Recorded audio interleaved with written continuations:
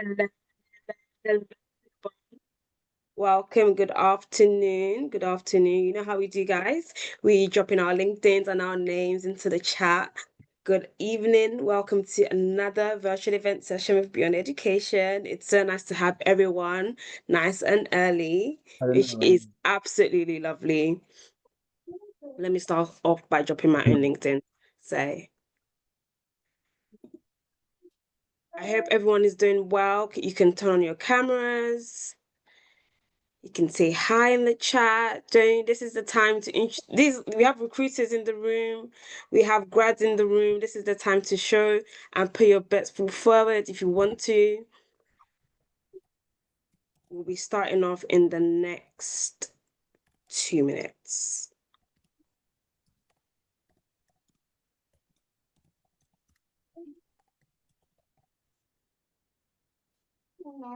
I was eating some food boxes.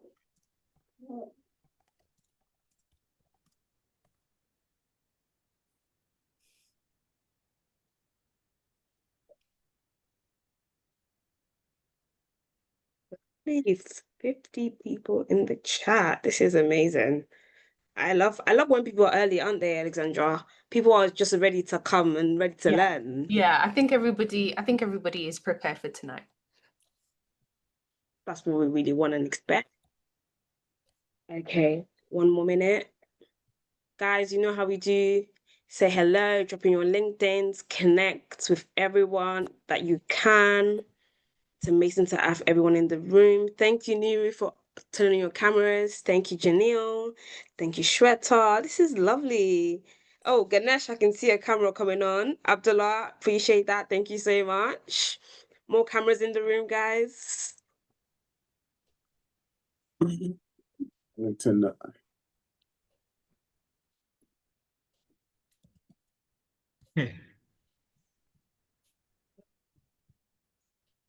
Perfect. It's exactly 6:05. Good evening, everyone. My name is Demi. I'm hosting from Beyond Education today. Welcome to another virtual event session. And today is this employee introduction session with one of our wonderful partners, HSBC. I will be introducing our very own career coach today, Alexandra, an amazing career coach we have in this session today to host. And Alexandra will be hosting the session, so take it away, Alexandra. Thank you so much for the introduction, Demi. My name is Alexandra Aleru. I am the founder of Confident Career Switch, and I am all things career. So career coach, strategist, a career content creator as well. I also have, various speaking engagements, and it's my passion to help people get into the career that they absolutely love. So this is the right place and space for you all to be, especially because we have an amazing partner as well. So today we have Meenakshi and Faye from HSBC. So I'm going to get both of them to introduce themselves, talk a little bit about their areas, and then go into a program overview, so which is the internship overview. So I think it's great if we have questions going along the way, because then we can pinpoint some really key ones. And sometimes you don't want to forget the questions, but we will have a Q&A session towards the end. So write your questions now, but we'll have the Q&A towards the end. So Meenakshi, if you go first and just introduce yourself and your area. Yeah, absolutely. Thank you so much for having us, first of all. I'm so pleased to be here. I'm Meenakshi. I'm one of the graduate and intern recruiters, and I work within the HSBC UK area of our area as well. And I look after areas such as our commercial banking and wealth and personal banking, which are two areas which are very customer focused, as are all the other areas that we have. I've been in the bank for coming up to 3 years now in October. Really had a great time working with candidates and also colleagues across the board as well. And like I said, just here to kind of support and give you as much information about the program and hopefully answer some questions towards the end as well. Thank you. Thank you very much, Meenakshi. Faye, if you go next. Thank you so much. A huge welcome to you all. Thank you all for carving out time this evening to join us. Just by way of a quick introduction, my name's Faye Jackman. I am the Emerging Talent Lead for our corporate and institutional banking business, which is a little bit of a mouthful. We will certainly demystify what that exactly means over the course of the next hour, but the roles that typically fall within my team's remit are, we often refer to it sort of front office roles, so things like sales and trading, investment banking, as well as some sort of middle office type roles such as global payment solutions, security services, etc. I have been with HSBC in London for 10 years, so marked my anniversary this year, which is really exciting. And I've spent another 8 years or so in the industry recruiting at one of the US banks, so not quite 20 years. Recruiting emerging talent into financial institutions. Thank you so much, Faye. And we also have two graduates as well on the call that I want to just introduce you really quickly. So Naeem, if I get you to go first. Sure. Thanks everyone for joining. I'm Naeem Salman Jackson. I work in the investment banking side of HSBC. My team specifically is leverage and acquisition finance. And I started at HSBC actually on the off-cycle internship program, which I believe the applications are opening for coming up in like 2 days or something like that, actually. So feel free to apply to that if you're interested. And then from there, I interned with the leverage and acquisition finance team. Luckily enough, I was successful to get an offer to come back full time, and I rejoined in the infrastructure finance team, where I was at for a year and a half. And recently, I just moved back to the leverage and acquisition finance team as of the beginning of this year. So yeah, feel free to ask any questions you have, and thanks again for joining the call. Thank you, Naeem. And last but not least, Precious. Hi everyone, thanks so much for joining today. My name is Precious Ella Mangawang. I'm in the wealth and personal banking side of HSBC. I'm in the unsecured lending team, so I'm looking at credit cards, loans, and things like that. Yeah, I only started on the grad scheme a couple of weeks ago. I think applications are opening up in November, I think. Yeah, and yeah, I don't come from a finance background. I studied chemistry with maths at UCL, recently graduated. But yeah, if anyone has any questions, then feel free to pop them in the chat or just ask away. But yeah, thanks great. everyone for coming. Thank you, Precious. And that's a point that we'll definitely touch on, people coming from an alternative background and then being able to transition into HSBC. So what I do want to get into is the intern program itself. So Meenakshi, if I go back to you. Yeah, absolutely. I'm just going to share my screen if that's okay, because I've got a few bits to tell everyone. So bear with me. Hopefully everybody can see the screen. I just want to double check. Is that okay, Alexandra? Yes, can see that nice and clear. Amazing, great stuff. So yeah, we wanted to kind of let you know a little bit around the opportunities that are available, where we're based. So what's special about HSBC is that we don't actually kind of expect you to follow a set journey as such. We'll support you, in creating your own, which is really great about HSBC. And like we touched upon, Precious just mentioned, we're interested in your qualities, not necessarily your qualifications in most areas, and not where you've been so far, but where you'd like to go next. And that's the beauty of coming along with us. So no matter who you are, there's a place for you with us. I think that's the most important thing. And if you are looking for a career where you want to collaborate, you want to innovate with people from every walk of life across the world, where there's opportunities, that will be vast as the global network supporting you, then hopefully the next couple of slides is going to give you that bit of information. So let's get started into some of those areas. So just to give a bit of an overview, for about 160 years now, we've been supporting customers around the world. So it means opportunity is everywhere across our network, and capitalizing on it is in your hands, basically. So when you join us, you'll be empowered to take initiative, you'll be creating positive impact and opening opportunities for our customers all over the world as well. Now, because of our global scale, you'll get to work with some of the world's biggest names, delivering work of business critical importance, which is really hands-on. So no matter which career path you take within any of the countries we recruit into, especially looking at our London and our Birmingham offices where we come from, your impact will be felt from day one. So relationships are really key here. They're the currency of innovation. So you feel the power of partnerships within a global team of diverse experts, and you'll be able to bring new and nuanced perspectives from international markets from east to west as well. So again, lots of opportunities available, even locally to yourself with some of those key areas, but you're making that impact globally, which is huge. Moving on to this area. So again, we've just got a couple of quotes here on the screen. You can see some of our grads who are on different programs in different areas and how they've described their work-life balance, which is great. But yeah, just wanted to showcase some of the grads that we've already got on program doing lots of different things in lots of different areas as well. So we know how, you know, we know that you're so much more than what your degree says as well. And that's why we use skills-based hiring to help you identify a role that suits you and not just your CV. So at HSBC, you'll be stepping into global banking network spanning 60 countries with over 200,000 colleagues. So you can deliver limitless opportunities and you can access that many opportunities as well. But we know this can be daunting. You know, it can be scary kind of looking at all these opportunities, but not knowing where you might want to go. So if you don't know which career path to take, we can help you identify your unique skills and show you where you could thrive with that. So I will bring this a little bit to life later on, but we have got something called a skills matcher tool that can really help you to identify where your current skills might align in terms of the different programs that we've got on offer.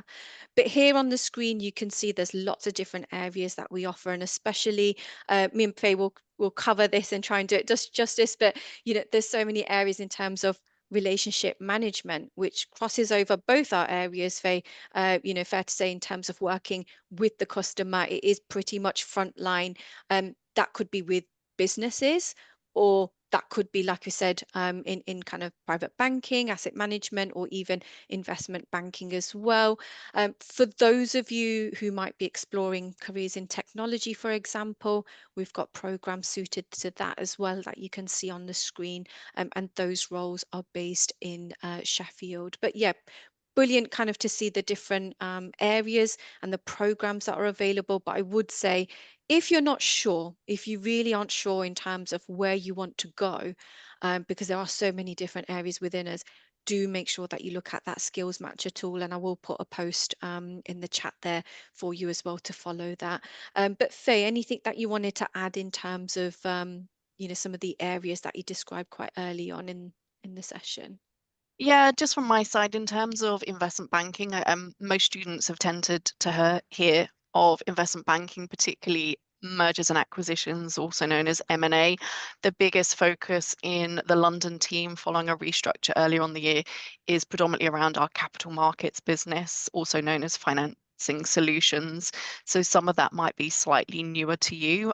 It does involve teams such as debt capital markets, leverage acquisition finance. So it gets quite technical, but as Meenakshi said, there's such an array of roles. I wouldn't pigeonhole yourself into anything in particular. None of the roles require any prior work experience. We recruit from all degree disciplines. If I just think about investment banking, I've got students that have recently completed internships with us that have studied architecture, pharmacy, physics, all sorts of things, linguistics. So as Meenakshi said, I think we'll pop it on the chat in just a moment, is really the skills matcher tool, because it really poses some questions for you to reflect upon what you want to get out of a career, the strengths that you might have, the skills you might want to acquire or possess already, and it will give you some direction without any predefined sort of expectation that you know what you want to do. So I would encourage you to be open-minded. There's such an array of roles. Some of them are much more at the forefront that you hear bandied around on campus and perhaps slightly more popular, but there's roles within transaction banking, such as issuer services, global payment solutions, and a whole array of different roles that perhaps you haven't heard of, but offer really exciting career paths, mobility opportunities, global connectivity. And really, I guess what underpins all of them is you know, we're a human business at the end of the day. We're not selling products and things. So the piece around relationship management, even though it's carved out in one particular area, and as Meenakshi says, expands across our two businesses that we represent today, it probably underpins everything and all of the roles in some shape or form. So would really encourage you to be open-minded around the roles that you may be interested in and thinking about what interests you most as opposed to what you think you're suited to based on a background, etc. Right, thank you, Faye. So Faye and Meenakshi wanted to ask in terms of timelines, when are applications open? When should everybody be ready to first use the skills matcher and then make sure that they're ready to apply? Absolutely. I think, well, skills matcher, use it now. Soon as we put it in the chat, or I can't see the chat at the moment, but soon as it's in there, start using it, because like Faye said, there's so much out there. You don't know where your skills align. There's so many different areas. You're probably looking at the screen right now and thinking, I don't know what relationship management means, or what does it involve. But everybody's got those core skills inside them. It's just a matter of developing those and understanding, oh, actually, my skills can align in this area. I can, work in this area, because it is about building trust. It's about building those relationships. It's about having that keen kind of idea of, I want to get to know someone and really understand what they do. So yeah, skills matcher, definitely go ahead and do that now. Amazing. In terms of the actual programs going live, so our programs are for internships and industrial placements in our UK areas, and Faye, you can keep me true to this, are due to go live on Thursday. So this Thursday, they are going live Exciting. on the website. So please, please, please do take a look. Even if someone is sitting here still thinking, well, I'm not really sure, I don't know what to do. Like I said, take a look, because you just never know. The great thing about the skills matcher also is it will ask you a couple of questions around like what you like, what you don't like, what you enjoy, etc. And it'll give you a good couple of options. So not just one, it'll give you quite a few options to have a think about in terms of where your skills most align. And then I would say the best tip is it's up to you to have a look and dig a bit deeper into those areas and see, okay, is that the area for me? Hopefully, even from today, from the chat, from speaking to our grads that are on, you'll be able to get more of an idea in terms of, is that the area that I want to be in? And that always helps. So as long as those values align, those skills align, you should be in a good position to start making an application soon as. And that would be my best tip, because we do recruit potentially on a rolling basis, so it's always good to get your application in nice and early as well. But yeah, I think those would be some of those areas. And as another area that you may want to consider as well is business analysis and consulting. So that's another area that myself and the team look after. And this is an area, looking at it, you might think, oh, analysis, yeah, that's for me. But actually, this area focuses on our retail banking sides of things. So again, this is customer focus, but in the back office, and it's making real impact on customers' everyday lives. Hopefully, Precious and the team will be able to bring that to a bit more life a little bit later on in terms of what she's doing. But it really is about working with products, with services. It's about finding solutions. It's about problem solving. So is that something that you enjoy? Then that could be another area for you as well. But customer being the focus the whole time. I think, Demi, you came to both of our events in the office just last week, and you know how focused we are on customer and customer centricity. So that's really key for us. It's a key driver in the business. That's great. Thank you so much, Meenakshi. And I'm going to try my best not to be biased, because I am a business analyst at heart. So I'm always going to push for people to go down that career path if it permits. Now, the bulk of this session is going to be focused on Q&A. Now, there were already questions that were submitted. So what I'm going to do is, because I see some questions going on in the chat, I'm going to start off with questions that were already submitted, but please do put your questions in the chat. I see that Faye is answering some of these questions, which is amazing. And with a question, what I'm going to do is pose it to somebody from the team, whether that be Meenakshi, whether that be Faye, or whether that be Naeem or Precious as well, so that you get first-hand experience and direct answers from the HSBC team. All right, so first question that I'm going to ask is, what top 3 skills are needed to land a role or to stand out? And I ask this question because the job market is more competitive in 2025. So what is HSBC looking for in terms of the types of skills that you want? That's definitely going to make you say, we want to hire them ASAP. I'm going to open the floor for this one to Faye. No pressure, thank you, Alexandra. I was thinking of my feet. I mean, look, unfortunately, there's probably not 1 or 2 or 3 golden nuggets that I can say, if you definitely do this, it's going to guarantee anything. Unfortunately, and to manage expectations, it is a competitive process.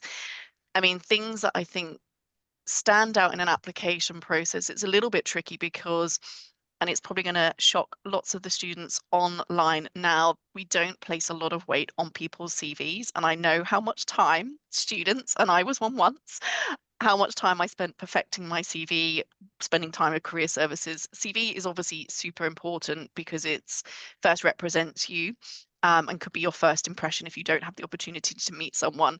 But as a firm, we don't really use it as a recruitment or assessing tool. It is a prerequisite of submitting. However, the important process for us during the selection process up until an assessment centre is really our online tests. So 1 or 2 things I'd probably say about the application online tests are, 1, there are some practice links. It's really worth going through the motions, practicing those.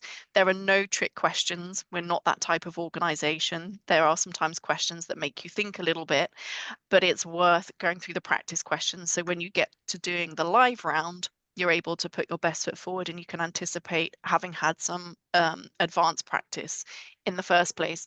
The second one I would probably say about the online tests is, please take them seriously. Given what I have just said about the CVs, there are thresholds that students need to effectively meet in order to pass from one to another.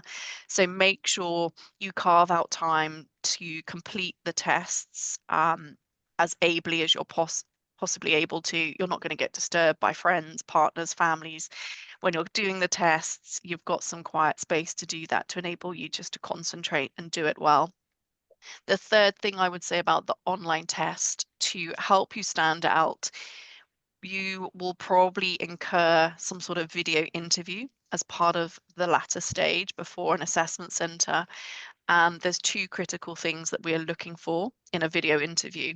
And don't get me wrong, I would find this incredibly daunting at my age, being on video. I think we expect students in this day and age of digital technology to be a little bit better at it.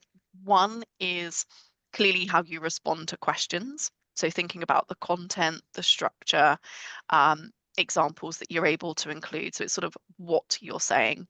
What students probably fail to realize necessarily is the level of engagement you demonstrate in your video interview upload is critically important to us. Having really strong eye contact, and sort of being engaged as you deliver your responses, so it's slightly varied, it doesn't sound robotic and really monotone. What we also don't want to see is lots of keyboard tapping, using ChatGPT to answer questions as well. We just want to see your authentic self, you responding.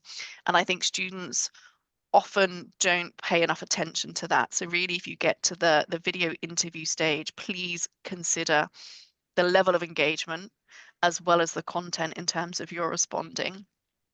I think other things, just really quickly, I'm conscious of time, just in terms of assessment centres, things to stand out, I think really try to build a rapport with the assessor and people that you're meeting. You'll probably find people you meet at HSBC, sounds very naff, they're very nice, they're very humble, they'll want to put you at ease, they want you to do well. So if you are nervous, which is totally understandable, just trying to get over that as quickly as possible, build a rapport with your assessor is probably really key. And then I think the other thing I would just say about interviews, please be prepared. I don't know if I should say it or not, but lots of the interviews that you can go into, you can probably Google. Some are intern questions or graduate questions. Google will spit out a whole load. So there's no real excuse for not having some basic technical understanding for whichever role you're applying to. So be prepared for interviews. And I think, just be authentic when you come in. You spend a lot of time working with HSBC family in your roles as an intern or a graduate. Any sort of pretenses cannot be kept up for long periods of time. So let your personality, let your authentic self come through. There may be challenging questions, but think about how composed you are, how you respond, and let us know what you do know. And if there's gaps in your knowledge, that's totally fine, but just try and stay composed and think about how you can move the process on. I'll pause there. As I said, I'll probably chat for ages, Alexandra, but I'll pause there. Hopefully that's helpful. That was helpful because that answered various questions. So good. it answered various questions for people. So including, do you prioritize the CV and cover letter? It's a prerequisite, but that's not where the emphasis is. The emphasis is on skills, which is actually really exciting because career fulfillment comes from doing what aligns best with your skills as opposed to what's on your CV, which is amazing. So that should make everybody feel excited. There is a question that I do want to focus on, which is around relationship management. And I want to pose this to Meenakshi. And then afterwards, I'm going to pose some questions to Precious and Naeem. But this question for you, Meenakshi, is around relationship management. There are a few people that are unaware of this stream of the business. But it's a very crucial part of the business because without relationships, you don't get business in the bank. So can you just talk a little bit to what relationship management looks like and the opportunities concerning relationship management for interns as well? Yeah, absolutely. And I think like I mentioned a little bit earlier, this program, the relationship management program, can fall under several areas of the business. So for example, if I speak about the area that I look after, which is commercial banking. So commercial banking, simply put, is the ability for us as a business to support a customer. And that customer could be a small to medium size enterprise. It could be a large corporate business. It could be governments, institutions, for example. So you are in a position, you are looking after clients and being able to build that trust and relationship with them by being attentive, by being able to use our products and our services within the bank and be able to offer solutions to these customers to be able to solve complex problems for them or be able to present some different options for them, which is financially going to help them grow. So that relationship management piece, and I'm going to kind of bring it back to some of the anecdotes that actually our grads spoke about at our Beyond Education event just last week. But it really is about paying attention. It really is about building trust. It's about finding out what that client actually really likes, and not just about their business, but about them as a person as well. It's getting to know someone on a level where you're able to build that trust and be able to kind of solve problems and issues for them as well. So the client, as we say, or the customer is everything, So, literally the grads described it as, if the client comes first, the customer comes first, no matter what is happening in the business. And that's how we develop on that relationship management and build those relationships. So if you're someone, for example, who likes to talk, is curious, is kind of driven by that, then this role would be absolutely ideal. Yes, there are some technical, abilities that you would need as well. But and I will kind of come across this after. I have got a slide which just focuses on our behavioral and technical skills. In fact, I'll just bring that up on the screen, just to kind of explain to you that with our behavioral and cognitive skills, these are skills that are just like basically a root on a tree, that you've already got them. It's just a matter of nurturing them, right? And being able to develop them as you go along. So skills like that we've got on the screen there: drive, collaboration, resilience, communication, that analytical thinking approach, that is key across many of our programs. But those technical skills, They're like leaves on a tree, basically, because when seasons change, technical skills can change as well. So you never know, in the next couple of years, we could have something that, a business change, and therefore those technical skills will be almost out of date. And you'll need to be able to have the learning agility to learn some new skills and take these on board. So skills like your macroeconomic analysis or your programming, coding, financial modeling, these are all things that can be taught. So it kind of comes back to that area of, don't worry if you don't have the technical knowledge, like fully. Please don't be worried about that, because these are things that will teach you on the program. But we know that with behavioral skills, these are things that are within you. You've got them. We will help you to develop them. But that also enables you to pivot in different areas as well in the long term. Not saying on the internship, but definitely in the long term, you can pivot with these skills. And that's the whole point, because HSBC has done so much research in terms of what skills are we looking for in terms of the future, what's going to be in demand, and therefore being able to have these skills and being able to utilize them is really key. So our relationship management is pretty much that ability to be able to build trusted, long-lasting professional relationships with any of our customers, whether that is a business, whether that's an individual, or Faye, I think even on your side, whether that's building that relationship even as an investment banker. These core skills can be applied in lots of different areas. So I hope that that helps in terms of answering the question, but just wanted to highlight around our skills approach and the technical skills. And that's why I would say learning agility. I know we spoke about skills and what are we looking for? What's going to make you successful in the business? But if you're adaptable and if you've got the ability to learn at pace and you're willing to take on that learning process, you're going to be a lot more successful, I think, in the business, because you want to be able to learn. You want to be able to motivate yourself and move into different areas eventually as well. So I would say learning agility is another key skill to have, and Thank you. people I have was got going it. to say thank you, Meenakshi. That's a really good point in terms of, so just to summarize what you've said, learning agility, of course, your ability to learn and move and adapt quickly, because as the business is going to change, there's going to be new requirements. You need to be able to pick those up. But also a big thing that you've been saying, and that should give everybody on the call some sort of ease, is the number one skill is people skills. Like that's what I keep hearing across the board, how you interact and how you navigate with other people, and basically you caring about your customers first, and the great thing about that mindset is that we're all customers to various products, so you were able to put yourself in that mindset, so that's really good. Also, what I want to do before I pose a question to Naeem and Precious is just tick off some of the questions in the chat. So we've talked about HSBC in terms of the cover letter and CV. That is absolutely fine. When do graduate roles open up? Can I, because I'm assuming that this person isn't referring to the internship, but actually grad roles. So is there a different rollout for that, Faye? Just I'm going to answer from a CIB perspective, then I'll ask Meenakshi to comment from her world. So in CIB, we don't recruit graduates directly.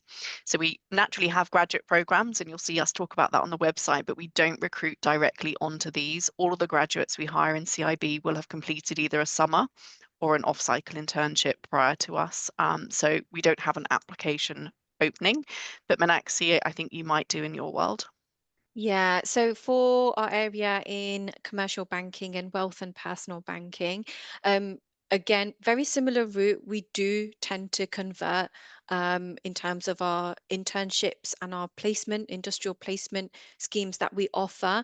If we have got opportunities available, then those will be advertised around about late October, November time if they do. But definitely, if you sign up to our talent community, you'll be the first person to know when those are out as well. Thank you, Meenakshi. And Precious, because you are a recent, like literally very, very recent, I wanted to ask you questions from the chat concerning what's the best advice for applying this Thursday for interns. So you're fresh, you've just literally done the process not long ago. some advice that you would give to everybody in the chat concerning putting their best foot forward? So I think just to add on to what Faye was saying, with the application process, it's always good to do a lot of practice. So I think the first stage is the online tests. Try and do as much practice as you can. Use all of the resources that are available on the HSBC website. And there's probably some external ones as well. And then I think the second stage is, video interview or job simulation. I think that one's a bit harder to prepare for, but I think as long as you research HSBC's values and then you find a way to craft your answers such that you're showing how your values align with theirs, I think that's some pretty solid advice. And then if you get to the assessment center stage, I think just always have open communication, always communicate your ideas, because at the end of the day, the recruiter isn't going to be able to read your mind. It's always good to demonstrate your line of thought, the way that you think. But all in all, just with applications in general, just apply to anything. Apply to as many things as you can. You'll gain a lot of feedback if you do more practice, and applying is the only way. Well, you can do practice outside of applying, but yeah, I would say, do a lot of research about HSBC. Do a lot of research about the line of business that you're planning on going into. Do research about the role as well, and just be your authentic self. Thank you so much, Precious. And Naeem, I've got a question for you around work culture, because you've been there for a little while. So how does HSBC support early career professionals in exploring different departments? Because you've actually moved around. So what was that like for you in terms of, did you have a conversation with your manager? What was that, what was the path to being where you are now, and the path moving forward again for you as well? Sure. I mean, HSBC is quite different, especially from, if you're thinking about investment banking and you think about the culture that sometimes you hear online or in movies. It's nothing like that. Or, people at HSBC are warm, they take time to help you. They really prioritize every single person in the team's growth opportunities, and try to match what they want from their career with the different pathways that you have at HSBC. And similar to the slide you showed previously, where there's so many different opportunities at HSBC, and that doesn't even mention the different global opportunities. I mean, one thing that's fantastic about working at HSBC is it's a global network. I think we're present in around 63 countries, so there's a lot of different opportunities to move around. Um, I think for me, in terms of moving teams, because I had already interned in my old team, they'd reached out. I think the main thing really and truly is to network and to keep communication up. If you're interested in moving around, you really need to know why. You need to know why you want to go to that team, what you bring to the team, and try to meet people from the team. So then if you do apply, you can say, oh, well, I spoke to this person, I spoke to that person. So when I wanted to then move over team, they actually came to me and said, oh, we have a position open. Would you be keen to apply? And I was keen to move back because I enjoyed working with the team. I enjoyed the work. And then, it's a conversation with your manager of my old team and the new manager of the other team to try and make that happen and see, the timeline to make that happen so everybody is satisfied. And that's pretty much how it works for me. Okay. Thank you so much for sharing that, Naeem. And touching on that point, I want to just kind of delve a little bit deeper with you, Naeem, in terms of what's the fastest way to make an impact as a new grad. So clearly you made an impact as a new grad. You talked about networking, you talked about having the lines of communication open as well. Was there anything else in terms of feedback that you received from line managers or from the wider team in terms of how you were as a new grad and why they wanted to keep you on board in the first place? I think, feedback is key, to be honest with you. In the internship, it's quite structured in that you have half year, mid internship feedback, and then you have end of internship feedback. And I guess in my feedback, one of the things was to even ask for more feedback, because feedback isn't a thing that you have to wait for a milestone. After you work with someone, you can say, oh, I really enjoyed working with you. How could I have improved for next time? Or what did you enjoy? What did I do well? And then you try and build on that. So then in people's mind, they're always thinking of you and they're saying, oh, well, I worked with him last time and this time he's so much better. This time he's improved on X, Y, Z. Whether that be technical skills, whether that be over communicating, which was one of the things that I had to focus on. So understanding the timelines of work and making sure your team understands how much work you have to do as well, and you're keeping them up to date with everything you're doing in the deal or in the process. So I think that's one of the main things really is over communicating. I would say another one is being detail orientated. I think in investment banking especially, you're working with large sums of money for clients, and you're often working on transactions that's once in a company's lifetime. So, if they're buying another company, if they're raising like £3 billion or something like that, they want you to get the job right. They're really putting a lot of faith and trust in you, especially with there's so many other banks that could do the same role that you do. So I think taking ownership of your work and making sure you triple check, whether that be printing out work, something that's very valued in HSBC's perspective. And I say that's the main things. Also, just being social and communicating with people and trying to network as much as you can, not just inside the team, but also outside the team, understanding what HSBC does as a company, and, trying to just learn how that all interlinks together. Thank you, Naeem. Now, I want to pose a question to Faye. Faye, you did go into detail about the assessments and how people can prepare for the assessments, which is great. But one question I do want to ask you is, what is something that people underestimate when they're applying for these roles? So when you get these graduates applying for these roles, you feel like maybe they focus so much on one area of the assessment, but they seem to keep missing out on this key thing. And you did touch on interviews in terms of doing interview prep or practice. Is there anything else that people, you're really keen about somebody, but they just miss this particular thing? Because we don't want anyone on the call to miss this particular thing as well. Yeah, so I think there's just the preparation overall is probably one thing. Beyond that, something that always surprises me, and there's no secret, we clearly explore motivation. It comes up in lots of our interviews. And sometimes I find when we do the wash up, sitting down in terms of calibrating who gets offers and things, students really sometimes miss the mark on this. And from my side, they should be pretty easy questions to answer in terms of you guys should know why you've made an application, why you've applied to HSBC.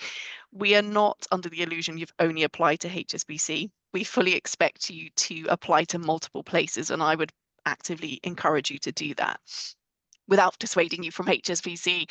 But in terms of when questions come up about why HSBC, the motivation to work here, sometimes we find we get really generic answers. You're a great investment bank, or you're a global company.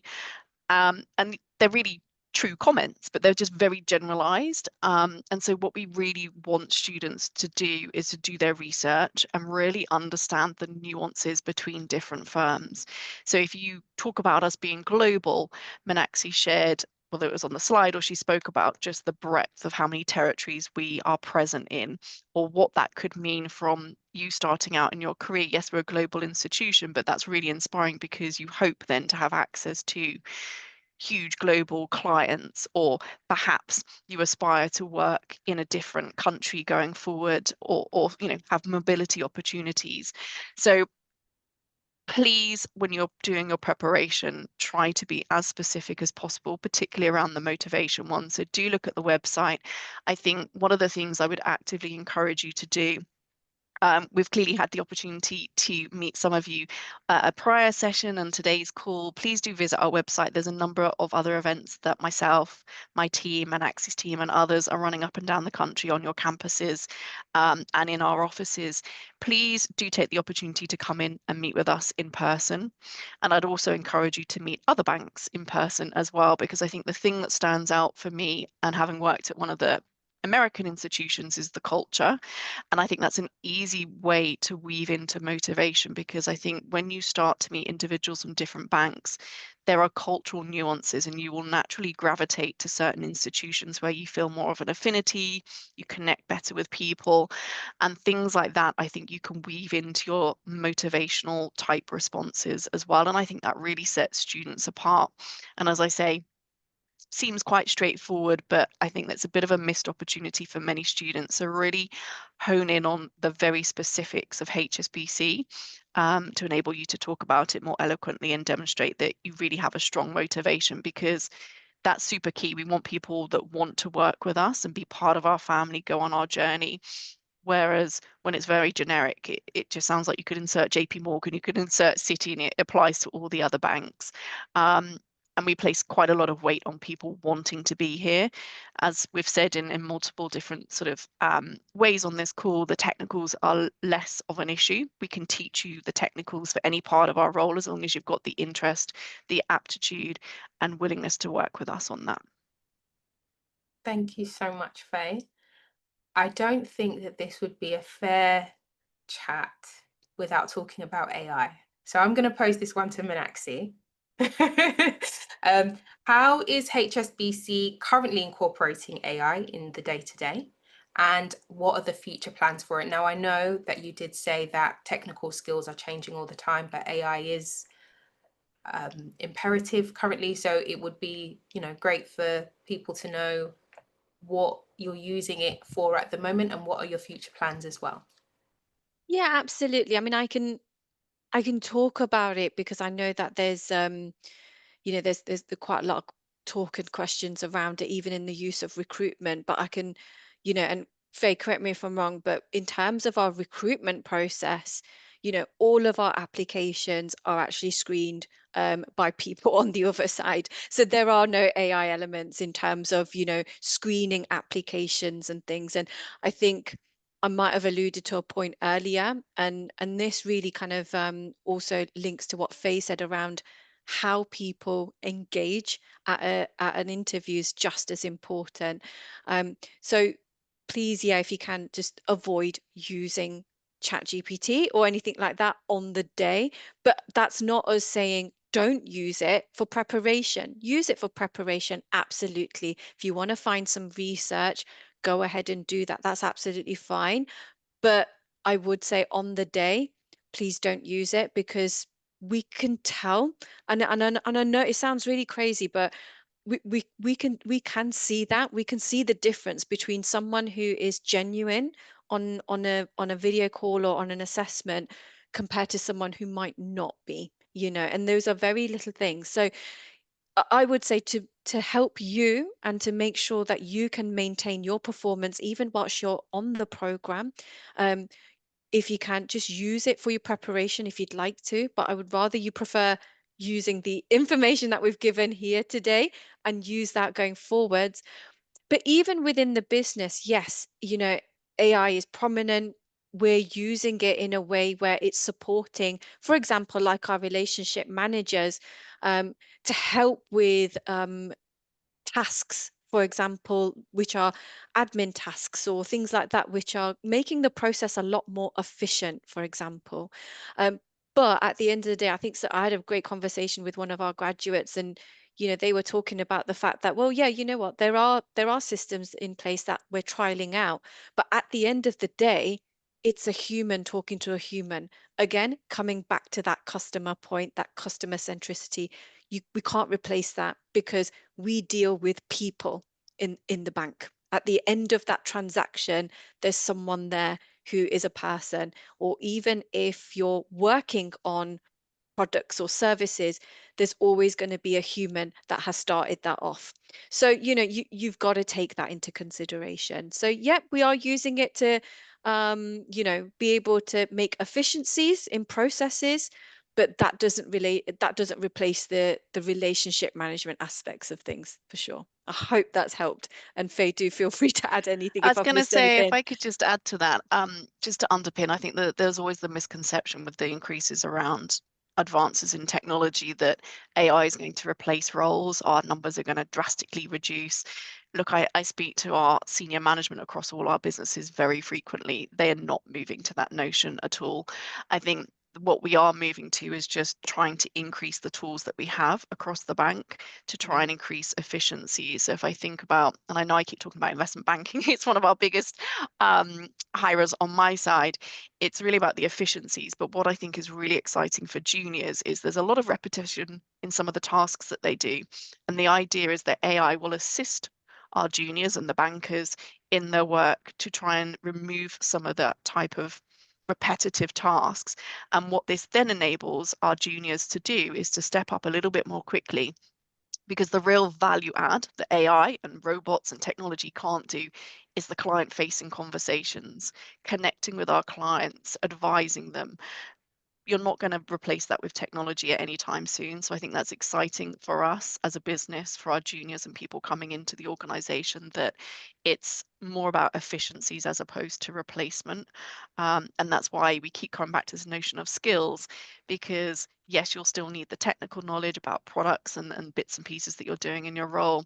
But what we need going forward are individuals from a really variety of different backgrounds, transferable skills, where they are more confident in terms of presenting, communicating, being able to influence people's decision-making processes. So that's things that we're most interested in and we're exploring through our recruitment process, which is why, as we keep coming back to, the focus really isn't on what you've studied per se. It's more about the skills and the aptitude for learning, which is super exciting to us. That's great to hear, and also really encouraging that you require people centricity and you also use people centricity as well. So that's good, and that should be exciting for everybody on the call. I just wanted to summarize some of the questions. I know Faye has been working really hard, and Demi as well has been working really hard to answer these questions in the chat. There are some questions still around the kind of technical aspect of the application processes. One of them being, would you accept somebody who graduated 5 years ago? So is there an expiry date in terms of somebody being a graduate? Would you consider that a professional now, or is that still within the graduate period, 5 years? And I'm going to post that to Meenakshi. Yeah, no, great question. As far as I'm aware, we don't have any limitations in terms of when you've graduated. The only thing I would say is there could be, nuances between certain programs. So it's just best to double check on the eligibility criteria, because even within like UK or even global opportunities, there could be slight differences. So I'd always say check. But as far as aware, no, as long as you have got the eligibility criteria, which for majority of our programs is a 2-1 and above in terms of an undergraduate qualification, then that is fine. But again, check the program, because certain programs might require different skills or different qualifications. So just make sure that you're always checking that, because you don't want to waste your time either. Be smart about your applications. Check the eligibility before you commit. Okay. Thank you so much for sharing that, Meenakshi. And I just want to wrap up in the last couple of minutes and talk about application deadlines and next steps. So before we get on to the deadline, if somebody could put one more time the skills matcher, because I'm sure it's probably got lost somewhere in the chat, and that's probably going to be the first thing that you're going to tell people to do in terms of next steps. So if the skills matcher link could be placed again in the chat, make sure everybody is copying that, saving that, putting that into their favorite somewhere in their search bar so that you don't lose it. And then going back to application deadlines. So we've spoken about application opening on Thursday, but when will they close so that people know, how much time they have? Yeah, great question. In terms of closing, and I have to say we don't have a hard closing date as such. It really does depend. But just to give you some context, and again, Faye might help me out here as well, we do get inundated with applications. So it's very important that when you do make that application, just make sure that you're visiting our resources beforehand and make sure you get that application submitted.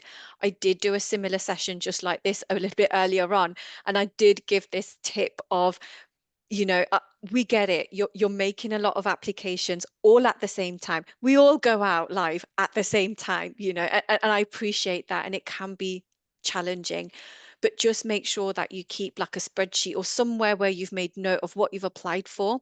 There will be several stages. Make sure you complete each of the stages.